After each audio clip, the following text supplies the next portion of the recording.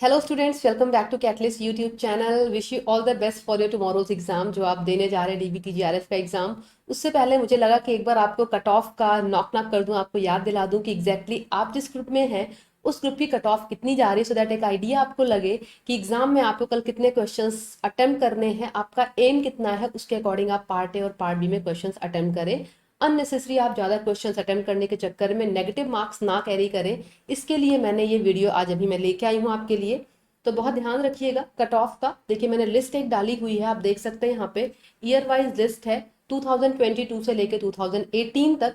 और अगर इस लिस्ट में आप ध्यान से देखें तो आपको यहाँ पे जनरल का कट ऑफ दिख रहा है, ईडब्ल्यूएस का कट ऑफ दिख रहा है, ओबीसी का, एससी का और एसटी का, और जो फिजिकली हैंडीकैप स्टूडेंट्स हैं उनका कट ऑफ आपको दिख रहा है। और अगर आप इस पे ध्यान दें तो आपको इसमें वेरिएशन मिलेगा। लाइक अगर आप जनरल कैटेगरी का कट ऑफ देखें 2022 में 186 क्या था, and this was for category 1, and ये आपका कैटेगरी 2 का था। आपको पता है कैटेगरी 1 में अगर आप क्वालिफाई करते हैं तो आपको डीबीटी फेलोशिप स्पॉन्सर करती है, और अगर आप कैटेगरी 2 में क्वालिफाई करते हैं, अगर आप कैटेगरी 2 में डीबीटी जेआरएफ क्वालिफाई करते हैं तो कोई प्रोजेक्ट अगर आता है तो आपको फेलोशिप मिलती है, अदरवाइज आपको फेलोशिप डीबीटी नहीं प्रोवाइड करता है, राइट।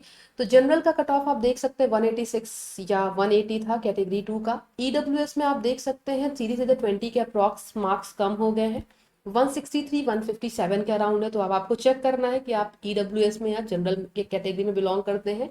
ओबीसी का कट ऑफ अगर आप देखें तो काफी कम है, 160 है, 186। यहाँ पे भी करीब 20 मार्क्स का डिफरेंस आपको, मोर देन 20 मार्क्स का डिफरेंस आपको दिख रहा है, 26 मार्क्स का।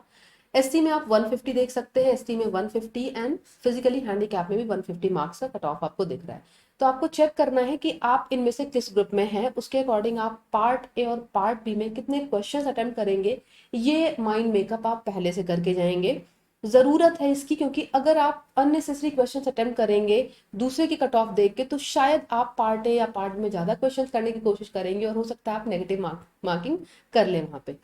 22 में अगर आप देखें 2021 में तो यहाँ 194 188 है, ईडब्ल्यूएस की 166। सिमिलर आप देखें तो 10-20 नंबर का डिफरेंस आपको हर कैटेगरी में देखने को मिल रहा है।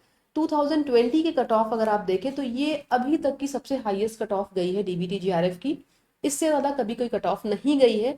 तो आप एटलीस्ट 200 या 200 प्लस का टारगेट जनरल वाले के लिए लेके चलेंगे, आप 200 के आसपास मान सकते हैं। क्योंकि देखिए कुछ क्वेश्चंस आप 100% गलत करेंगे, कितना भी आप एक्यूरेसी के साथ क्वेश्चन अटेम्प्ट करें, थोड़े बहुत क्वेश्चंस तो हर स्टूडेंट के गलत होते हैं, ये तो आप मान के चलो। तो थोड़ा मार्जिन आप लेके चलोगे। मान लीजिए 200 कट ऑफ है तो आप 205 210 की अगर थोड़ा सा आपका नेगेटिव भी होता है तो भी आप इन रहो, आप क्वालिफाई कर जाओ। 2019 में अगर आप देखें 171 काफी कम कट ऑफ गई थी, 2018 में कट ऑफ और कम गई थी, बट फिर भी आप अभी इन रीसेंट ईयर से कट ऑफ पे फोकस करेंगे, जनरल हो या ईडब्ल्यूएस या ईवीएस आपका हो, लाइक ओबीसी हो, कोई भी ग्रुप हो, उसके अकॉर्डिंग आप अपना डेटा, अपना माइंड मेकअप करके जाएंगे कितने क्वेश्चंस आपको अटेम्प्ट करने हैं। दूसरी चीज मैं बताऊं आपको, जैसे आप सभी लोग एग्री करेंगे कि पार्ट ए और पार्ट बी में, क्योंकि आप लाइफ साइंस के स्टूडेंट हैं, आप सभी लोग सीएसआई नेट लाइफ साइंस से प्रिपरेशन करते हैं और उसके साथ डीबीटी जीआरएफ का एग्जाम देते हैं। तो ये चीज मत भूलिएगा कि पार्ट बी आपका फोटे होने वाला है। पार्ट बी में आपको ज्यादा क्वेश्चंस करने हैं और ज्यादा एक्यूरेसी के साथ करने हैं कि आपके क्वेश्चंस कम से कम गलत हों, क्योंकि पार्ट बी में आप मान के चलिए कि 45 से 48 क्वेश्चंस आपको करने हैं या इससे ज्यादा भी करने हैं अगर आपको आ रहे हैं तो। और इन क्वेश्चंस में नेगेटिव मार्किंग ना हो, इस चीज का बहुत ध्यान रखिएगा। क्योंकि पार्ट ए में देखिए, पार्ट ए आपके लिए ऑब्वियसली आप, हो सकता है कोई बच्चे की अच्छी प्रिपरेशन हो वो 30 प्लस भी कर सकता है, 40 भी कर सकता है, बट जनरली जो लाइफ साइंस के स्टूडेंट्स होते हैं अगर उन्होंने प्रॉपर डीबीटी की प्रिपरेशन नहीं करी है तो मैं ये मान के चलती हूँ कि आप 25 से 30 क्वेश्चंस अटेम्प्ट करने की स्थिति में होते हो सीएसआईआर के प्रिपरेशन के साथ में, जो पार्ट ए की प्रिपरेशन आप करते हो, राइट। क्योंकि डीबीटी का सिलेबस थोड़ा सा और डाइवर्स है, कुछ चीजें पार्ट ए में और पूछी जाती हैं आपसे। तो यहाँ पे आप ध्यान रखोगे कि सपोज आपकी कट ऑफ 160 है तो आपको ज्यादा परेशान नहीं होना है। आपके अगर आप 30, एक क्वेश्चन आपका 3 मार्क्स का होता है तो इसी के अकॉर्डिंग ना पार्ट बी में कितने आपने किए या फिर पार्ट बी में आपने कितने किए उसके अकॉर्डिंग आप मार्क्स का कैलकुलेशन करके जाओगे।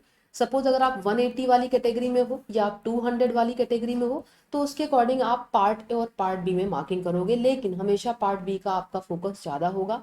पार्ट ए में जितने क्वेश्चंस आप करेंगे कोशिश करेंगे एक्यूरेसी ज्यादा मेंटेन करो, आप अननेसेसरी नेगेटिव ना लेके आओ। अगर मैं पार्ट बी की बात करूं तो आप ये भूलिएगा नहीं, बहुत सारी चॉइसेस हैं आपके पास में। आपको आउट ऑफ 150 क्वेश्चंस करने होते हैं, तो इसके लिए थोड़ा सा पेशेंस रखिएगा, शुरू से एंड तक क्वेश्चंस को स्क्रॉल करके जाइएगा। हो सकता है कई सारे क्वेश्चंस ऐसे हों जो एंड में आपको आ रहे हों। तो पार्ट बी में स्पेशली अगर शुरू के कोई क्वेश्चंस आपसे नहीं हो रहे हैं तो उनको अननेसेसरी अटेम्प्ट करने की कोशिश मत करिएगा, क्योंकि हो सकता है उसमें आप नेगेटिव मार्क्स ले आओ। ठीक है, तो आप 150 तक स्क्रॉल करके जाओगे और आप देखोगे कि आपके एरिया वाले क्वेश्चंस कहाँ पे हैं, फिर उनको आप सॉल्व करोगे। बहुत केयरफुल आपको रहना है। दूसरी चीज़ मैं बताऊँ अगर यहाँ पे, तो बहुत सारी यूनिट्स आपकी ऐसी हैं, लाइक बायोकेमिस्ट्री की यूनिट है जो पार्ट ए पार्ट बी दोनों में मिलेगी आपको। मॉलिक्यूलर बायोलॉजी, आप बहुत सारे क्वेश्चंस आपको पार्ट बी में मिलेंगे, कुछ ए में भी मिलेंगे।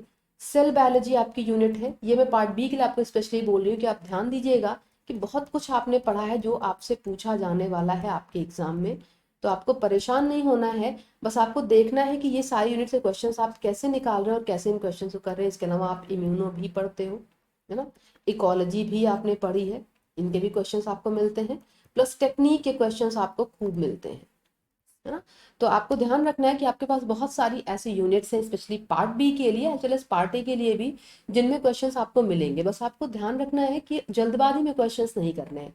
डीबीटी का सबसे बड़ा फंडा है, अगर आपने पेशेंस रख के प्रॉपर क्वेश्चंस की स्क्रीनिंग करी तो आपको आपके एरिया के क्वेश्चंस मिल जाएंगे। देखिए, सीएसआईआर की प्रिपरेशन करने वाले बहुत सारे स्टूडेंट्स सीबीटी क्वालिफाई करते हैं, कैटेगरी 1 में क्वालिफाई करते हैं, अच्छी रैंक से करते हैं। कैटलिस्ट इंस्टीट्यूट के भी बहुत सारे बच्चों ने किया है। लेकिन सबसे इंपॉर्टेंट चीज़ क्या होती है कि उनका जो क्वेश्चन सिलेक्शन होता है वो बहुत अप्रोप्रिएट होता है। तो इसमें आपको भी ध्यान रखना है। अगर आप जल्दबाजी में इस चक्कर में कि नहीं 10 क्वेश्चंस नहीं हुए तो मुझे करना ही करना है, नहीं, 150 में 50 क्वेश्चंस करने हैं, तो आप 20 क्वेश्चन भी लगातार अगर छोड़ रहे हो तो कोई दिक्कत नहीं है। हो सकता है अगले 50 क्वेश्चन में आपके 30 क्वेश्चन सही होने वाले हैं, है ना। तो इस चीज के लिए आपको ध्यान रखना है, क्वेश्चंस की स्क्रीनिंग बहुत प्रॉपर तरीके से करनी है।